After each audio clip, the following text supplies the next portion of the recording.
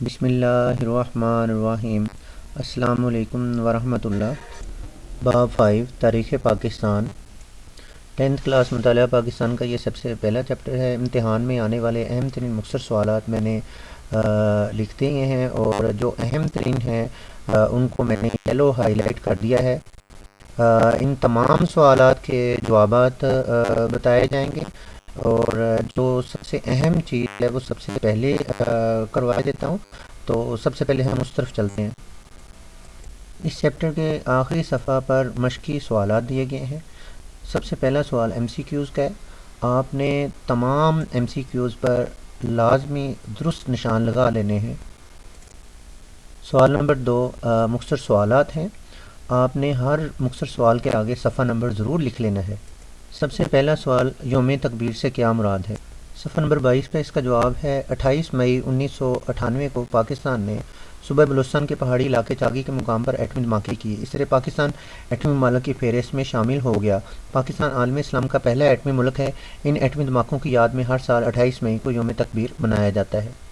دوسرا مختصر سوال، جنرل پرویز مشرف کے نافذ کردہ مقامی حکومتوں کے نظام کے 3 بنیادی مقاصد تحریر کریں۔ صفحہ نمبر 16 اور 17 پر اس کا جواب ہے انتظامی اصلاحات۔ جنرل پرویز مشرف نے 14 اگست 2001 سے مقامی حکومتوں کا نظام نافذ کیا۔ یہ نظام مقامی حکومتوں کے قیام اور اختیارات کی نچلی سطح تک منتقلی کو یقینی بنانے کے لیے نافذ کیا گیا۔ اس نظام کے 3 بنیادی مقاصد تھے: 1 وسائل کی ضلع کی سطح پر دستیابی، 2 مقامی معاملات مقامی سطح پر حل کرنا، 3 اختیارات کی نچلی سطح پر منتقلی۔ تیسرا سوال، پاکستان تحریک انصاف کی حکومت کے شروع کیے گئے 5 منصوبوں کے نام لکھیں۔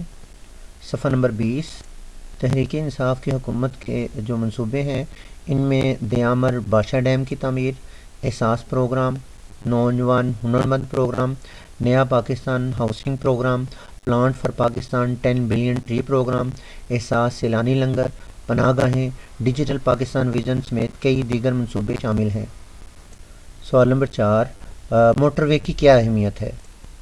لاہور اسلام آباد موٹر وے منصوبہ میاں محمد نواز شریف کے پہلے دور حکومت میں شروع کیا گیا تھا، جس کی تکمیل دوسرے دور حکومت میں ہوئی تھی۔ اہمیت: پاکستان جیسے ترقی پذیر ملک کے لیے موٹر وے ایک بہت بڑی نعمت ہے۔ موٹر وے پاکستان کے دارالخلافہ اسلام آباد اور صوبہ پنجاب کے دارالخلافہ لاہور کو آپس میں جوڑے ہوئے ہے۔ اس کی تعمیر کے باعث سفر آسان ہو گیا ہے اور کم وقت میں سفر طے ہو جاتا ہے۔ مزید برآں موٹر وے کے راستے میں واقع ارد گرد کے علاقوں میں ترقی کی نئی راہیں کھل گئی ہیں۔ سوال 5، پاکستان میں صدر مملکت کے انتخاب کا طریقہ بیان کریں۔ Page number 6۔ 8ویں آئینی ترمیم 1985 میں صدر مملکت کے انتخاب کا طریقہ بیان کیا گیا ہے۔ صدر مملکت کا انتخاب پارلیمنٹ کے دونوں ایوانوں اور چاروں صوبائی اسمبلیوں پر مشتمل انتخابی ادارہ الیکٹورل کالج کرے گا۔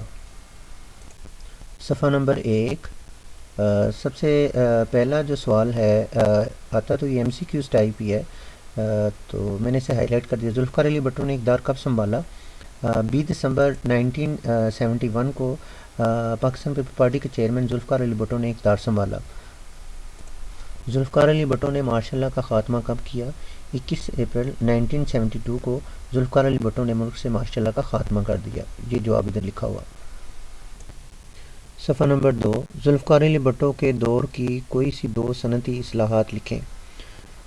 مزدوروں کے لیے صحت کی سہولتوں میں اضافہ کیا، بونس کی ادائیگی لازم قرار پائی، اس طرح سے ان کو دیگر مراد دی گئیں۔ ذوالفقار علی بھٹو کی مختلف اداروں کے متعلق کیا حکمت عملی تھی؟ قومی تحویل میں لینے کی انہوں نے حکمت عملی اپنائی تھی۔ اہم صنعتی بینکنگ اور بیمہ کمپنیاں اور تعلیمی اداروں کو قومی تحویل میں لے لیا تھا۔ دولت مشترکہ کی تنظیم کے متعلق آپ کیا جانتے ہیں؟ دولت مشترکہ ان ممالک کی تنظیم ہے جن پر تاج برطانیہ یونائٹڈ کنگڈم کی حکومت رہی۔ یہ تنظیم 1926 میں قائم ہوئی۔ پاکستان، بھارت اور بنگلہ دیش سمیت کئی ممالک اس کے رکن ہیں۔ اگلا سوال ہے ذوالفقار علی بھٹو کے دور کی کوئی سی 2 زرعی اصلاحات تحریر کریں۔ یہ سوال کئی مرتبہ پیپر میں سابقہ سالوں میں آ چکا ہے، اور یہ پہلے مشق میں سوال تھا کہ جو زرعی اصلاحات تھی انہوں نے مطلب ایک تو 150 ایکڑ نہری اور 300 ایکڑ بارانی مقرر کی، اور زمین کی ملکیت کی حد درست کی گئی۔ اس مقررہ حد سے زیادہ اراضی ریاست کی ملکیت قرار پائی۔ زمین سے مزارعین کی بے دخلی کا سلسلہ بند کر دیا گیا۔ جاگیرداروں اور زمینداروں سے حاصل کردہ زمین بے زمین کاشتکاروں میں بلا معاوضہ تقسیم کر دی گئی۔ سوال 7، ذوالفقار علی بھٹو کے دور میں کی گئی اہم تعلیمی اصلاحات کیا تھیں؟ کہ انہوں نے قومی تحویل میں لے لیا تھا، اور جو سرکاری تعلیمی اداروں کے ملازمین کے برابر تنخواہیں ہو گئی تھیں ان اداروں میں کام کرنے والے ملازم اور اساتذہ کی، تو طلباء کو خصوصی رعایت دی گئی تھی کرایوں میں۔ کئی یونیورسٹیاں قائم ہوئی۔ 1974 میں اسلام آباد میں علامہ اقبال اوپن یونیورسٹی، جس کا نام پرانا نام پیپلز اوپن یونیورسٹی تھا، قائم کی گئی، جس سے طلباء کو بذریعہ خط و کتابت تعلیم کے حصول کے مواقع ملے۔ پھر صفحہ نمبر 3، پاکستان پیپلز پارٹی کا منشور یا مقبول عام نعرہ کیا تھا؟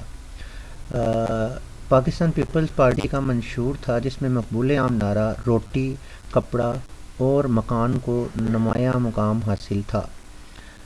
ذوالفقار علی بھٹو کی معاشی حکمت عملی کیا تھی؟ یہ 2022 کے لاہور بورڈ کے پیپر میں بھی سوال آ چکا ہے۔ ذوالفقار علی بھٹو کی معاشی حکمت عملی کی سمت سوشلزم تھی۔ ان کے واضح الفاظ تھے کہ اسلام ہمارا دین ہے، سوشلزم ہماری معیشت ہے۔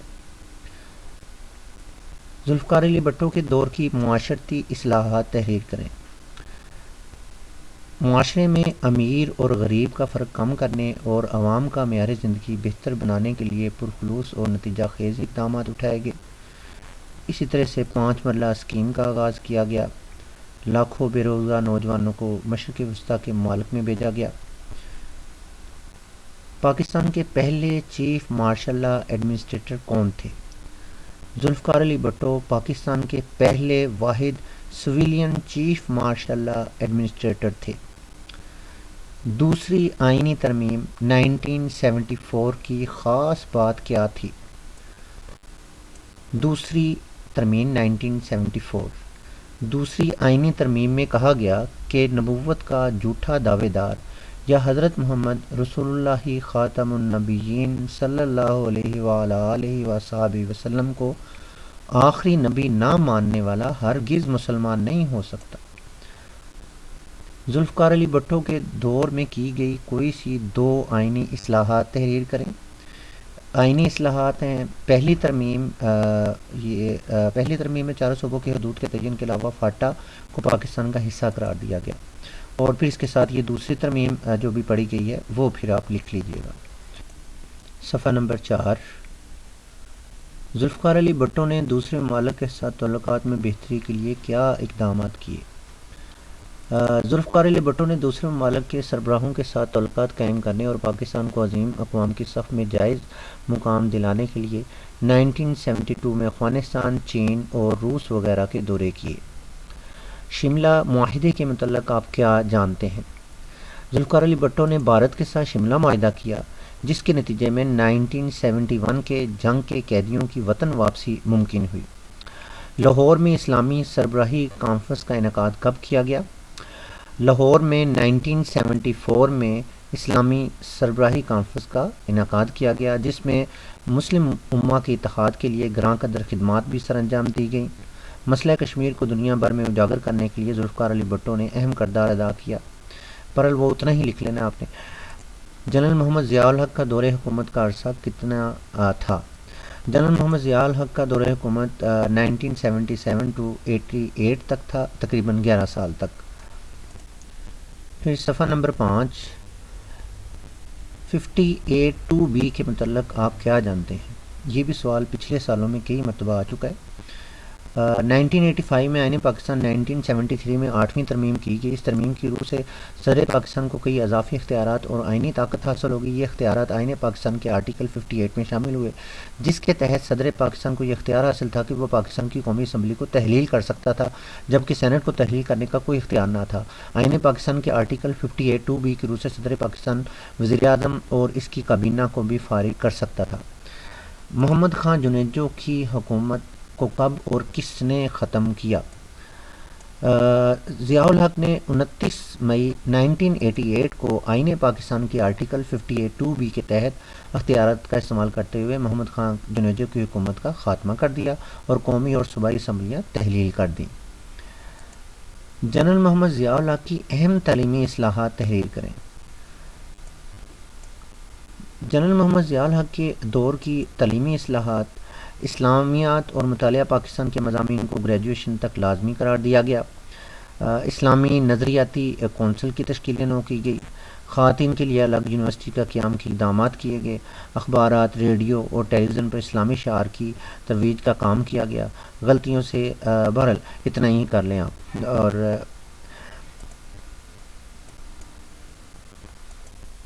صفحہ نمبر 6، جنرل ضیاء الحق کے دور میں کی گئی اہم معاشی اصلاحات تحریر کریں۔ جنرل ضیاء الحق کے دور میں اہم معاشی اصلاحات: 1980 سے زکوٰۃ کا نظام سرکاری سطح پر نافذ کر دیا گیا۔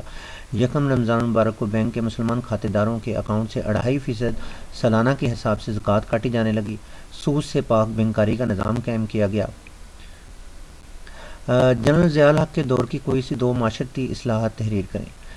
جنرل ضیاء الحق کے دور میں اسلامی معاشرے کے قیام کے لیے متعدد اقدامات کیے گئے۔ غیر اسلامی قوانین کو تیزی سے اسلامی قوانین سے بدلنے کا عمل شروع کیا گیا۔ شراب نوشی، چوری اور دیگر جرائم کے خاتمے کے لیے اسلامی سزائیں نافذ کی گئیں۔ جنرل محمد ضیاء الحق کے دور کی 2 آئینی اصلاحات تحریر کریں۔ 8ویں ترمیم اور 9ویں ترمیم لکھ لیں۔ 8ویں ترمیم چونکہ یہ مختلف سوالات میں بھی ہے تو بہرحال یہ 8ویں اور 9ویں ترمیم دونوں لکھ لیں۔ 8ویں آئینی ترمیم 1985 کے متعلق آپ کیا جانتے ہیں؟ 8ویں آئینی ترمیم کے تحت آئندہ سے صدر مملکت کا انتخاب پارلیمنٹ کے دونوں ایوانوں اور 4 صوبائی اسمبلیوں پر مشتمل انتخابی ادارہ الیکٹورل کالج کرے گا۔ ترمیم کے بعد صدر مملکت کو غیر معمولی اختیارات حاصل ہو گئے اور وزیر اعظم کی حیثیت ثانوی ہو گئی۔ سینٹ کے اراکین کی مدت 6 سال مقرر کی گئی۔ صفحہ نمبر 7، روسی فوج کے افغانستان میں داخلے کے بعد جنرل ضیاء الحق نے کیا پالیسی اپنائی؟ یہ سوال اس طرح سے بھی آ سکتا ہے کہ روس کی فوج افغانستان میں کب داخل ہوئی تھی؟ 1979 میں روسی افواج افغانستان میں داخل ہوئیں۔ جنرل محمد ضیاء الحق نے بڑے اعتماد اور حوصلے کے ساتھ 2 ٹوک پالیسی اپنائی اور روسی افواج کی مداخلت کے خلاف ڈٹ گئی۔ افغانستان کے عوام روس کے حملے کے خلاف اٹھ کھڑے ہوئے اور مزاحمت شروع کر دی۔ حکومت پاکستان کی اخلاقی مدد کے سبب افغان مجاہدین کے حوصلے بلند ہو گئے۔ جنیوا معاہدے کے متعلق آپ کیا جانتے ہیں؟ اپریل 1988 میں امریکہ اور روس کے درمیان جنیوا سوئٹزرلینڈ کے شہر میں ایک معاہدہ طے پایا۔ پاکستان بھی اس معاہدے کا حصہ تھا۔ روس نے اپنی شکست تسلیم کر لی۔ اس نے وعدے کے مطابق 15 فروری 1989 کو اپنی فوجیں افغانستان سے واپس بلا لیں۔ جنرل ضیاء الحق کب اور کیسے جاں بحق ہوئے؟ جنرل ضیاء الحق اپنے ساتھیوں کے ہمراہ بہاولپور سے واپسی پر فضائی حادثے میں 17 اگست 1988 کو جاں بحق ہوئے۔ اسلامی دنیا کی پہلی خاتون کون تھیں اور انہوں نے کب پاکستان کا اقتدار سنبھالا؟ محترمہ بینظیر بھٹو نے اسلامی دنیا کی پہلی خاتون وزیر اعظم کی حیثیت سے 2 دسمبر 1988 کو حلف اٹھایا۔ صفحہ نمبر 8، بینظیر بھٹو کے پہلے دور حکومت کی اہم انتظامی اصلاحات کیا تھیں؟ ذوالفقار علی بھٹو کے دور میں 1972 میں پاکستان نے دولت مشترکہ سے علیحدگی اختیار کر لی تھی۔ 1989 میں بینظیر بھٹو کے دور حکومت میں پاکستان دوبارہ دولت مشترکہ کو رکن بنا۔ یہ بھی پیپر میں سوال آ چکا ہے۔ بینظیر بھٹو کی حکومت نے پڑوسی ممالک کے ساتھ اچھے تعلقات قائم کرنے کی پالیسی پر عمل کیا۔ بھارتی وزیر اعظم راجیو گاندھی نے پاکستان میں منعقد ہونے والی 4تھی سارک سربراہی کانفرنس میں شرکت کی۔ اس موقع پر حکومت نے بھارت سمیت تمام پڑوسی ممالک کے ساتھ بہتر تعلقات کی خواہش کا اظہار کیا۔ صفحہ نمبر 9، بینظیر بھٹو کے دور کے دوسرے دور حکومت کی تعلیمی اصلاحات کیا تھی؟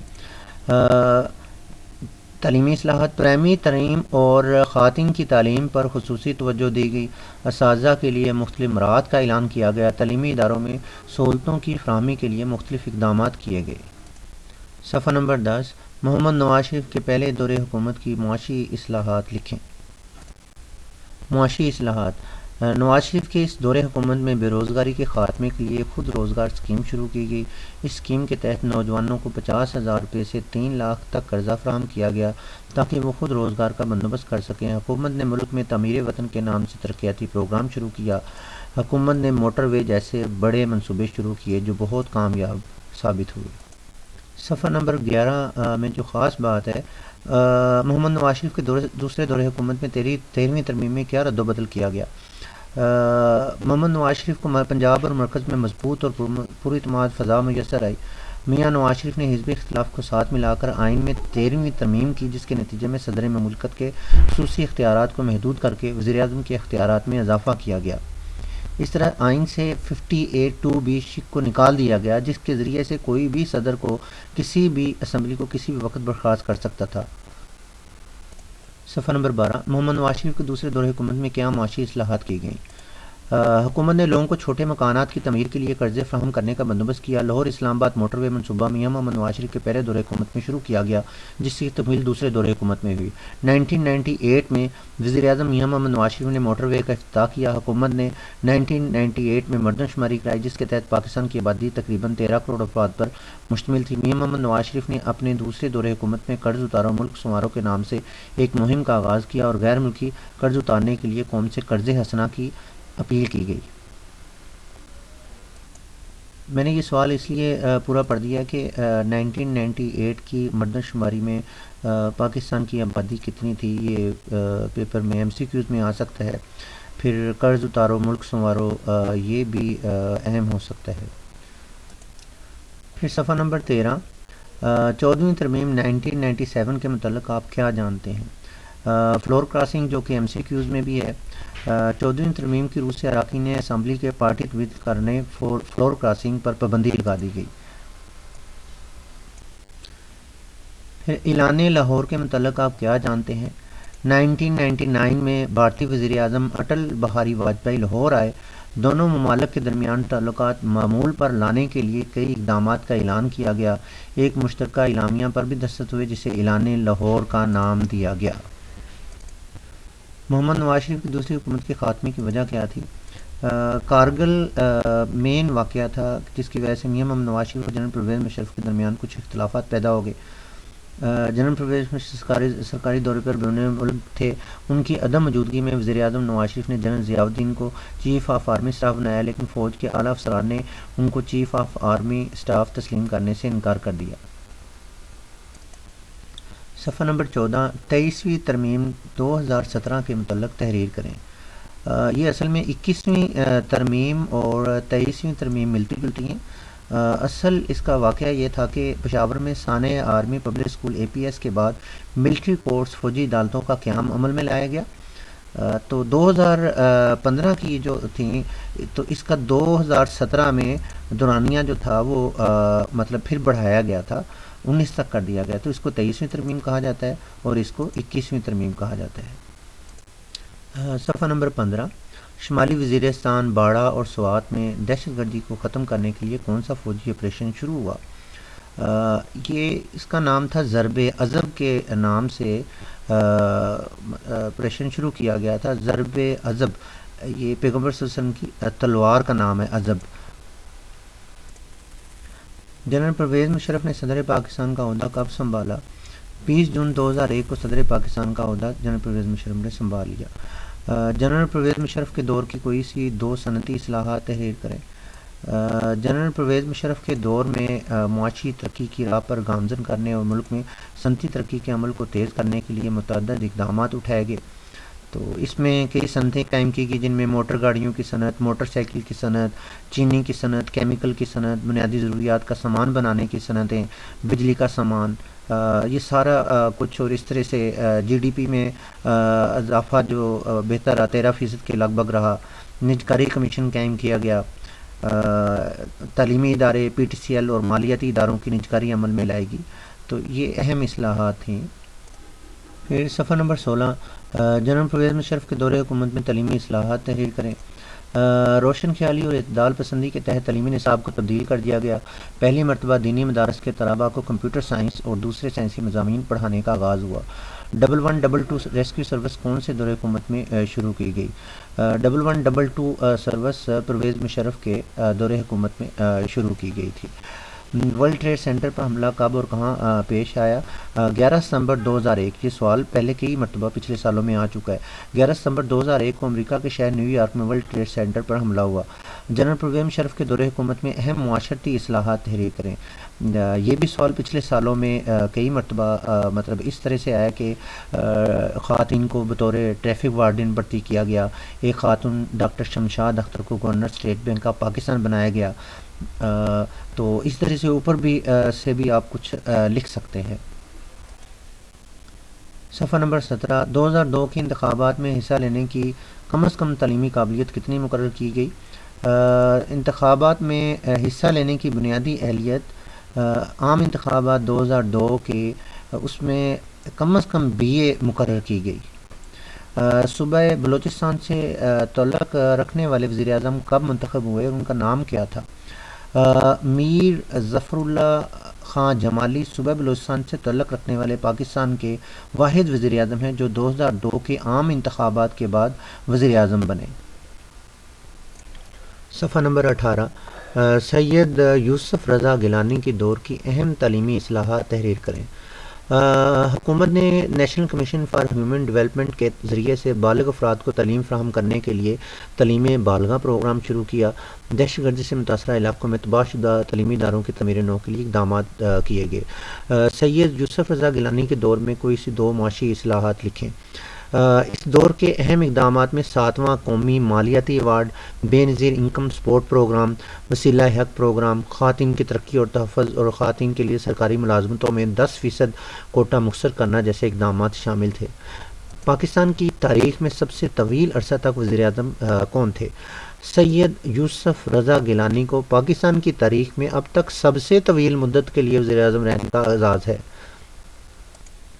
18ویں ترمیم 2010 کے متعلق آپ کیا جانتے ہیں؟ 18ویں آئینی ترمیم 2010 میں منظور ہوئی جس کے ذریعے سے صوبہ سرحد کا نام بدل کر خیبر پختونخوا رکھ دیا گیا۔ وفاق اور صوبوں کے درمیان کنکرنٹ لسٹ کو ختم کر دیا گیا۔ صفحہ نمبر 19، پاکستان کے عام انتخابات 2018 کے متعلق آپ کیا جانتے ہیں؟ پاکستان کے 2018 کے انتخابات میں عمران خان کی جماعت پاکستان تحریک انصاف PTI نے برتری حاصل کی اور عمران خان پاکستان کے وزیر اعظم بنے۔ تحریک انصاف کے دور حکومت کی اہم تعلیمی اصلاحات کیا تھیں؟ تعلیم کی ترقی کے لیے قوم ایک نصاب کے اصول پر نیا نصاب ترتیب دیا گیا جس میں پہلے مرحلے پر پہلی جماعت سے 5ویں جماعت تک یکساں نصاب اور کتب مرتب کی گئیں، دوسرے مرحلے میں 6ٹھی سے 8ویں جماعت تک کا نصاب اور کتب، جبکہ تیسرے مرحلے میں 9ویں سے 12ویں جماعت تک کا نصاب اور کتب شامل تھیں۔ یہ روایتی رٹا سسٹم کی حوصلہ شکنی کے ساتھ ساتھ طلباء کے سوچنے اور سمجھنے کی صلاحیت میں اضافہ کرے گا، یہ جو جدید نصاب ہے۔ صفحہ نمبر 20، تحریک انصاف کی حکومت نے صحت سے متعلق کیا اصلاحات کی؟ لوگوں کو علاج معالجے کے لیے صحت سہولت پروگرام کے تحت صحت انصاف کارڈ کا اجرا کیا گیا جس کے تحت غریب اور نادار افراد کو ہسپتالوں میں علاج معالجہ کرانے کی سہولت حاصل ہو گئی ہے۔ اس پروگرام کے تحت لاکھوں خاندان مستفید ہو رہے ہیں۔ تحریک انصاف کے دور میں معاشرتی اصلاحات کیا کی گئیں؟ تحریک انصاف کے دور میں بڑے شہروں میں شیلٹر ہومز یا پناہ گاہیں قائم کی گئیں تاکہ غریبوں، ضرورت مندوں اور مسافروں کو رہائش کے ساتھ ساتھ مفت کھانا بھی فراہم کیا جا سکے۔ تحریک انصاف کے دور میں انتظامی اصلاحات کیا تھیں؟ انتظامی اصلاحات کے تحت چین، ملیشیا، ترکی، برطانیہ اور متحدہ عرب امارات سمیت کئی ممالک کے شہریوں کو ویزا آن ارائیول یعنی پاکستان پہنچنے پر ان کو فوراً ویزا دینے کی سہولت فراہم کی گئی۔ دیامر باشا ڈیم اور مہمن ڈیم کے متعلق تحریر کریں۔ 4 جولائی 2018 کو سپریم کورٹ آف پاکستان نے دیامر باشا ڈیم اور مہمن ڈیم کی تعمیر کا فوری حکم دیتے ہوئے چیئرمین وابڈا کی سربراہی میں کمیٹی قائم کی۔ پھر صفحہ نمبر 21، گلگت بلتستان کی اسمبلی کی نشستوں کے متعلق آپ کیا جانتے ہیں؟ گلگت بلتستان قانون ساز اسمبلی کی 33 نشستیں ہیں جن میں سے 24 پر براہ راست انتخابات منعقد ہوتے ہیں جبکہ 6 نشستیں خواتین اور 3 نشستیں ٹیکنوکریٹس کے لیے مخصوص ہیں۔ پھر دستور پاکستان 1973 کا دستور سازی کا عمل کیسے مکمل کیا گیا؟ ذوالفقار علی بھٹو نے دستور پاکستان کی تیاری کے لیے تمام بڑی سیاسی جماعتوں کا تعاون حاصل کرتے ہوئے 25 اراکین پر مشتمل کمیٹی تشکیل دی۔ اس کمیٹی نے دستور کی تیاری کے عمل کو آگے بڑھایا۔ دستور کی تیاری میں خصوصی طور پر حزب اختلاف کی سوچ اور تجاویز کو جگہ دی گئی۔ دستوری کمیٹی کی رپورٹ پر اسمبلی میں بحث مباحثہ ہوا، جس کی روشنی میں چند مزید تجاویز شامل کی گئیں۔ اس طرح دستور سازی کا کام مکمل ہوا۔ 14 اگست 1973 سے اسے باقاعدہ طور پر نافذ کر دیا گیا۔ صفحہ نمبر 22، بھارت نے اپنے ایٹمی دھماکے کب کیے تھے؟ بھارت نے اپنے ایٹمی دھماکے 11 اور 13 مئی کو کیے تھے۔ یہ تو تھا 10th کلاس کے جتنے بھی شارٹ کوسچنز ہیں جو اہم تھے، اس کے بارے میں نے آپ کو بتا دیا۔ اب لانگ کوسچن کے بارے میں بھی انشاءاللہ جلد ہی ویڈیو میں بنا کر اور اپلوڈ کر دوں گا۔ تو مطالعہ پاکستان اور اسلامیہ لازمی اور ترجمۃ القرآن کے جو اب 9th میں ایڈ ہوئی ہے، تو اس کے لیے میری یہ جو ویب سائٹس ہے یہ ضرور یاد رکھ لیں، QURANZ.com، ان کے قرآن کے ساتھ زیڈ لگا دیں اور .com، اور یوٹیوب پر میرا چینل تعلیمی طور پر احمد اسرار کمال میرا نام ہے، اس نام سے بنا ہوا ہے۔ تو اللہ تعالیٰ آپ کو کامیابی دے، ترقی دے۔ میں نے اپنی پوری کوشش سے اور محنت سے پہلے چیپٹر کے جو مختصر سوالات ہیں وہ آپ کو ان کے سوال اور جواب بتا دیے ہیں۔